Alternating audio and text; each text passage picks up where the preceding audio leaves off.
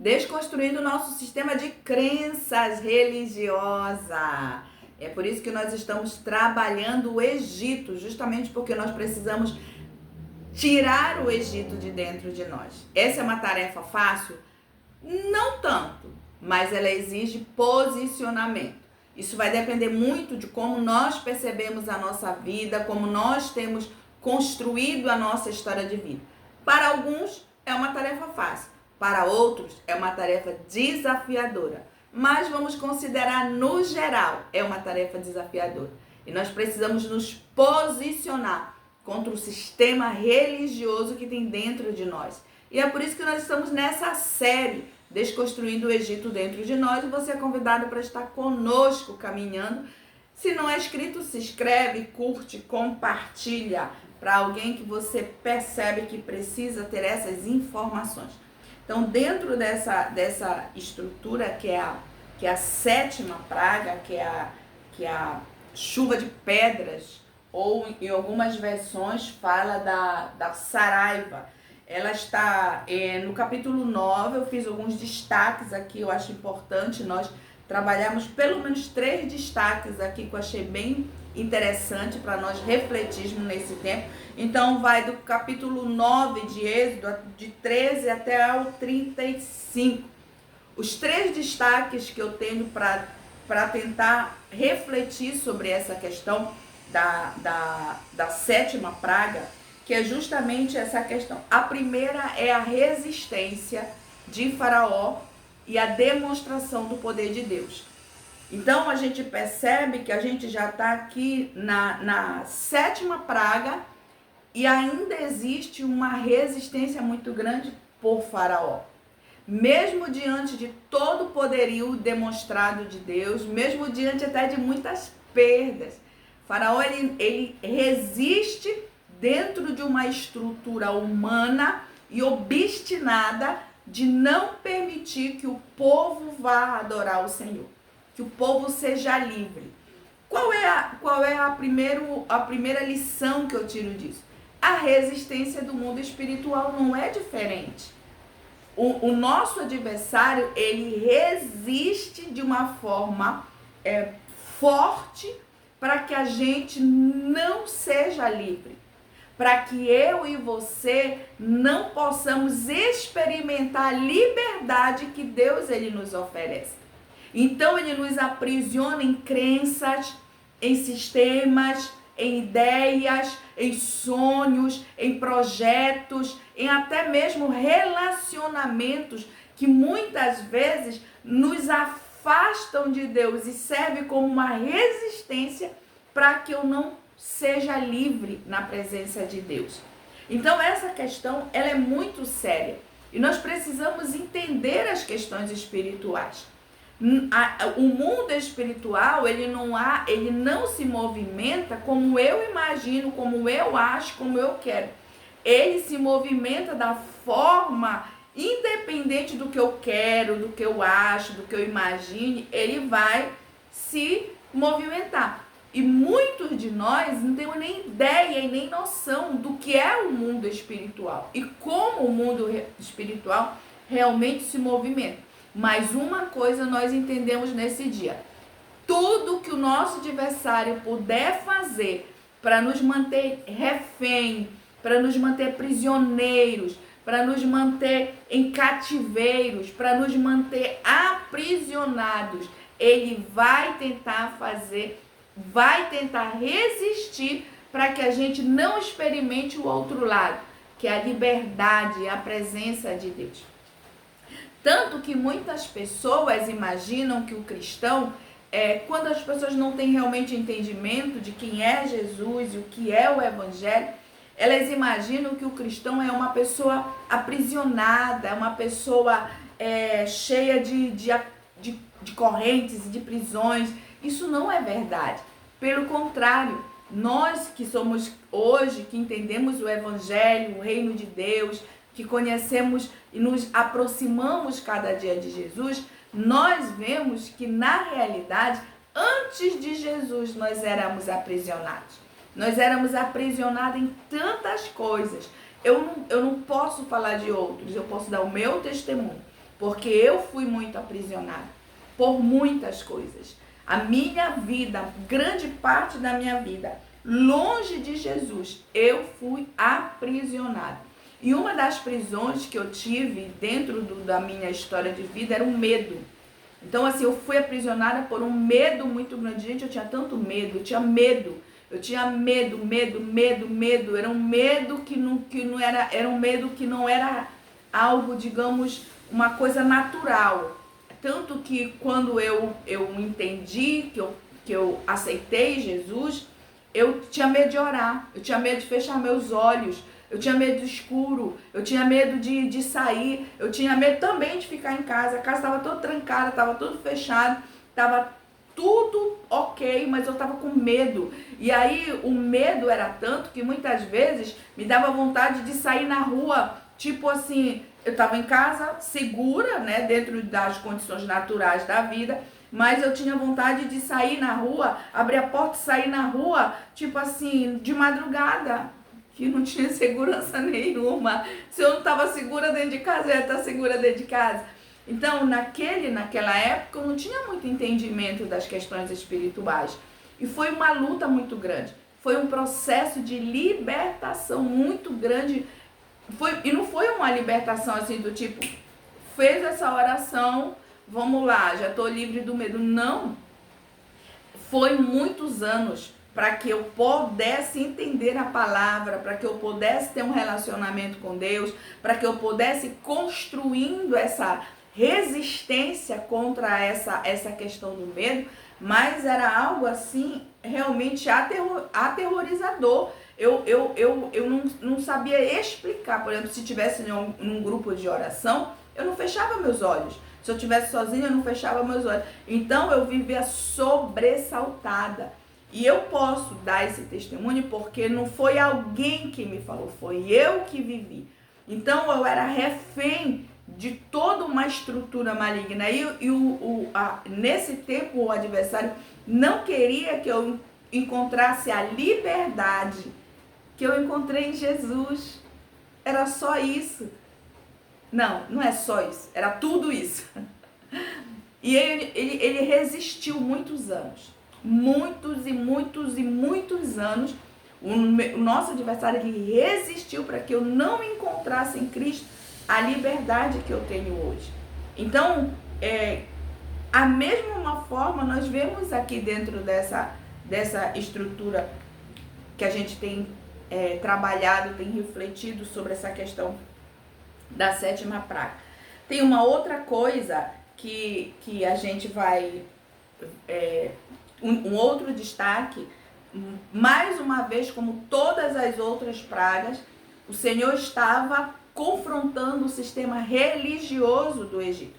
Então, essa praga especificamente, ela era para confrontar um deus chamado Ísis e Osíris, que eles eram o deus da luz, da saúde, da água, do fogo, da fertilidade, da terra, do ar, da agricultura. Ou seja, esses deuses para os egípcios reuniam tudo o que eles precisavam: água, alimento, que era a partir da agricultura, a saúde, a fertilidade. Aí o Senhor vem e com a 7ª praga e confronta esse sistema religioso, demonstrando o poder e a soberania dele, demonstrando que poder e soberania estão em Deus, no nosso Deus, a partir do seu Filho amado Jesus Cristo. É nele que nós encontramos poder, é nele que nós encontramos autoridade, é nele que nós encontramos liberdade, é nele que nós encontramos respostas. Então, dentro de toda essa estrutura aqui que nós estamos apresentando, o Senhor vem demonstrando seu poder justamente para desconstruir isso. Para desconstruir, eu acho muito bacana, acho muito lindo quando Deus ele vem mostrando a força do poder dele. Não tem faraó não, gente. Não tem faraó nenhum. Nem no Egito, nem na terra, nem fora da terra, nem no Brasil, nem nos outros países. Não tem faraó. Não tem faraó. Faraó, o caminho de Faraó dos dias hoje, ou das histórias passadas, ou aqui da Bíblia, é o mesmo. Destruição, se ele não se arrepender. Se ele não entender que ele precisa sair dessa obstinação. Porque nós somos mortais, nós não vamos levar nada. Nós não vamos levar nada. Nós não vamos levar nada desse mundo. Nada, nada, nada, nada vai no nosso caixão. Não vai nada no caixão. Esse corpo aqui vai virar pó. Não vai nada no caixão. Então, assim, quem é Faraó? Quem é Faraó diante de Deus? Quem é? Quantos faraós, desde que esse faraó aqui se levantou, se levantaram na terra? No mínimo, aqui eu posso pensar em uns bocados, que alguns nem vale a pena falar o nome, até porque nem é o tema daqui. Mas quem é Faraó? Quem é Faraó diante de Deus, gente? É ninguém não, é um homem. Homem humano, que tem dores, que tem crises, que tem sofismas, que tem muitas coisas, mas que no final de tudo vai para o mesmo lugar que todos nós, debaixo da terra. Então quem é Faraó? Quem é Faraó? Existem alguns que se levantaram na terra, que nem o nome dele as pessoas se lembram. Porque tudo é ilusão. Tudo é ilusão. Hoje, assim como esse faraó daqui do Egito, ele estava no poder. E depois passou. Qual é o nome dele? Ninguém nem sabe. Ninguém nem sabe o nome dele. Só conhece como faraó. Uma pessoa que passou na terra e que conseguiu sentir o poder de Deus. Mas infelizmente não se dobrou. Não se humilhou. E não aceitou a grandeza e o poder de Deus. Então, gente, nossa vida está na mão de Deus. O Senhor, ele tem o controle de todas as coisas. Ele é Deus, ele é Deus, ele é Deus. O Senhor é Deus. Da mesma maneira que o Senhor tem confrontado um sistema de crenças religiosas, tem confrontado os vários deuses que os egípcios eles levantavam. Da mesma maneira ele tem levantado nesses dias. Não é diferente nos nossos dias. A única coisa que mudou foi a estação, as pessoas, as gerações. O Deus, ele é o mesmo. E tem outra coisa que eu gosto muito nesse texto, que ele fala, no capítulo 20 ou 21, diz assim: aqueles dentre os conselheiros de Faraó que temeram essa palavra de Yahvé, apressaram-se em fazer entrar para as casas os seus servos e os seus rebanhos. Aqueles, porém, que não levaram a sério a palavra do Senhor, deixaram ficar no campo os seus servos e os seus rebanhos.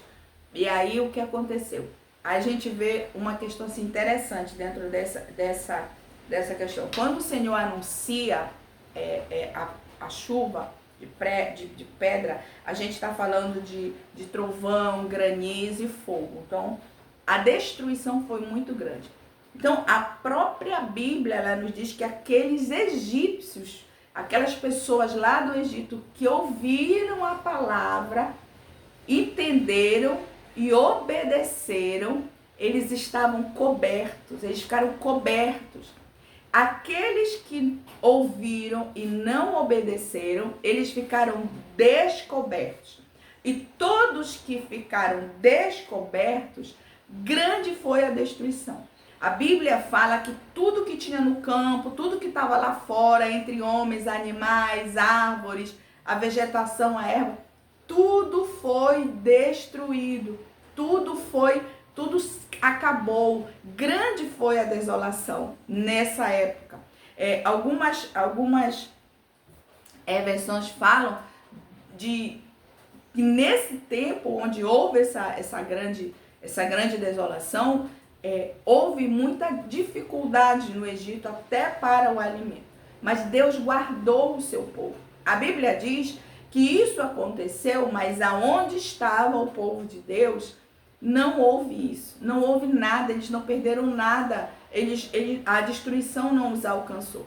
O que a gente entende com isso? Que a obediência, ela vai nos proteger.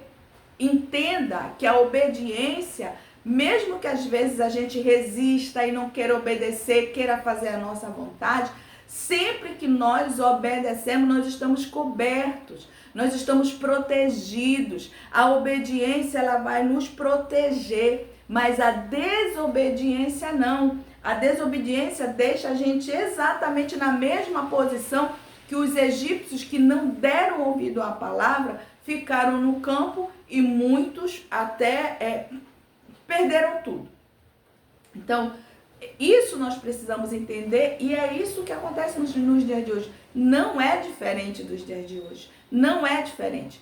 Quando eu entendo isso, que o obedecer, ele me deixa debaixo de uma cobertura, debaixo de uma proteção, debaixo da palavra que Deus liberou, debaixo da palavra de Deus, eu estou guardada, a minha casa está guardada, eu estou protegido. Mas quando eu não estou debaixo dessa palavra, quando eu estou em desobediência, quando eu estou longe, distante daquilo que Deus orientou ou instruiu, eu estou desprotegido. E é isso que a gente precisa entender, porque é a nossa ação, é o nosso movimento de estar debaixo da coluna e da nuvem, seguindo as instruções, ou sair debaixo dessa instrução, ou sair debaixo dessa orientação de Deus. Então, obviamente que as consequências virão.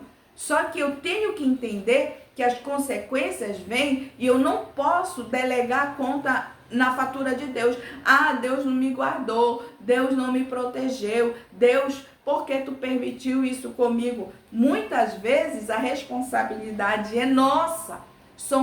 É nós que saímos dessa cobertura, é nós que desobedecemos, é nós que não cumprimos as instruções que nos foi dada, é nós que nos afastamos da agenda de Deus, é nós que saímos dessa cobertura da nuvem e da coluna, é nós que nos afastamos da presença de Jesus, e aí a gente às vezes, e é do próprio ser humano quando algo acontece, ele sempre busca culpado. É natural do ser humano, eu busco sempre um culpado, mas é muito difícil nós termos essa consciência que eu sou a responsável. Eu fui a responsável. Ninguém pegou o meu pezinho e saiu do lugar. Ninguém pegou o meu pezinho e desobedeceu. Foi eu que não obedeci. Sou eu que sou responsável. E essa autorresponsabilidade nós precisamos trabalhar na nossa vida. Qual é a área da minha vida que está descoberta por desobediência? Qual é a área da minha vida que, porventura, eu tenho quebrado as instruções, eu não tenho realizado as instruções que o Senhor tem me dado? Qual é a área da minha vida que está totalmente sem cobertura porque eu estou fora? Eu estou desobediente, eu estou distante daquilo que a palavra de Deus tem me revelado, me falado. Então são coisas que nós precisamos refletir, que nesse dia o nosso sistema de crenças ele realmente seja rompido em nome de Jesus. Que nós possamos entender e sair desse tempo aqui entendendo que a obediência, assim como foi no Egito, que ela cobriu e guardou todos aqueles que ouviram a palavra liberada naquele tempo, é a mesma coisa hoje. A obediência vai cobrir e guardar quando eu ou escuto a palavra e executo exatamente o que a palavra de Deus me diz, e a desobediência ela vai me deixar exposta. Agora, as consequências disso podem realmente ser muita desolação e destruição. Então, que isso a gente possa refletir sobre essas questões. E que você, e assim como eu, possamos entender que Deus, Ele nos dá a direção. Mas Ele também aguarda que a gente caminhe na direção que Ele nos deu. E Ele sempre fica aguardando nós nos posicionarmos na direção dEle. Que esse seja a sua decisão nesse dia.